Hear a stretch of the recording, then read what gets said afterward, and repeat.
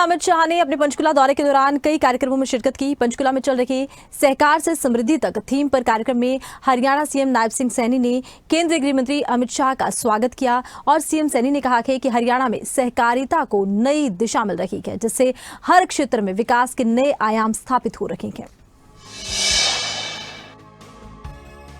पंचकुला के सेक्टर 5 के इंद्रधनुष ऑडिटोरियम में केंद्रीय गृह और सहकारिता मंत्री अमित शाह ने सतत कृषि में सहकारिता की भूमिका पर सहकारी सम्मेलन में शिरकत की। इस मौके पर हरियाणा के मुख्यमंत्री नायब सिंह सैनी ने केंद्रीय गृह मंत्री अमित शाह का स्वागत किया और सीएम नायब सिंह सैनी ने कहा कि हरियाणा में विकास के नए अध्याय जुड़ रहे हैं और सहकारिता के माध्यम से किसानों और ग्रामीण अर्थव्यवस्था को नई दिशा मिल रही है।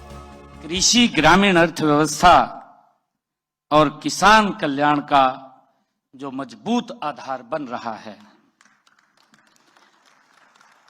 आदरणीय अमित शाह जी, आज आपके कर कमलों से हरियाणा के सहकारिता के क्षेत्र में कई नए अध्याय जुड़ रहे हैं।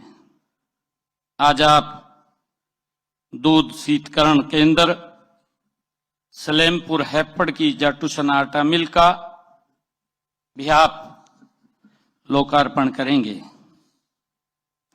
आदरणीय साथियों, सहकारी बैंकों के ग्राहकों को सुविधाजनक, सुरक्षित और सरल बैंकिंग सुविधा प्रदान करने के लिए हरियाणा के सभी जिलों में सहकारी बैंकों में रुपे प्लेटिनम डेबिट कार्ड का भी आज शुभारंभ होने जा रहा है। इसी के साथ ही हरियाणा में क्रिबको द्वारा बनाई गई मल्टीपर्पज प्राइमरी एग्रीकल्चर क्रेडिट सोसाइटियों के पंजीकरण प्रमाण पत्र के वितरण का भी आज शुभारंभ हो रहा है। मुख्यमंत्री सैनी ने सहकार से समृद्धि तक की थीम को हरियाणा के विकास का मॉडल का अहम आधार बताते हुए सतत कृषि में सहकारिता की भूमिका को रेखांकित किया। सीएम नायब सिंह सैनी ने कहा कि केंद्र और राज्य सरकार के तालमेल से हरियाणा को सहकारी आंदोलन और पूरे प्रदेश की आर्थिक व्यवस्था को मजबूती मिलेगी। मान्यवर, हम सब जानते हैं कि देश के यशस्वी प्रधानमंत्री आदरणीय नरेंद्र मोदी जी के दूरदर्शी नेतृत्व में वर्ष 2021 में देश में पहली बार सहकारिता मंत्रालय का गठन हुआ। यह केवल एक प्रशासनिक बदलाव नहीं था मान्यवर, बल्कि सहकारी संस्थाओं को नई दिशा और ऊर्जा देने का ये ऐतिहासिक कदम था।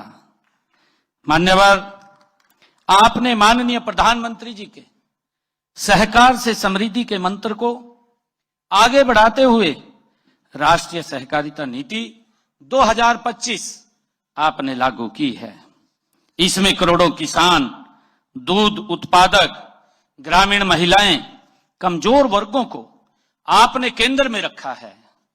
मान्यवर, मैं आपको विश्वास दिलाता हूं कि राष्ट्रीय सहकारिता नीति 2025 को हरियाणा में लागू करने में हम कोई कोर कसर नहीं छोड़ेंगे। सहकारिता हमारी संस्कृति है।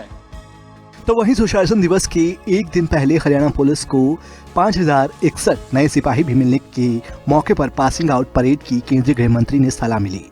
इस मौके पर सीएम नायब सिंह सैनी ने प्रदेशवासियों को खुशखबरी भी दी है कि जल्द ही हरियाणा में पुलिस भर्ती भी निकाली जाएगी। तो हरियाणा पुलिस में महिलाओं की संख्या 3% थी। वर्ष 2024 में यह बढ़कर के 15% हो गई थी। पिछले विधानसभाओं में हमने घोषणा पत्र में भी हमने वायदा किया था कि हम हरियाणा पुलिस में महिलाओं की संख्या को बढ़ाएंगे। मान्यवर, मुझे यह बताते हुए हर्ष भी हो रहा है कि हम प्रदेश में जल्द ही 6000 नए पुलिस कर्मियों की भी भर्ती करने जा रहे हैं। इनमें लगभग 1500 के करीब हमारी महिला पुलिसकर्मी भर्ती की जाएंगी। मान्यवर, हरियाणा की धरती वीरता, पराक्रम, कर्तव्य परायणता की परंपरा से समृद्ध रही है। यहाँ के जवानों ने देश की सीमाओं पर भी आंतरिक सुरक्षा में अपने शौर्य को लोहा मनवाया है।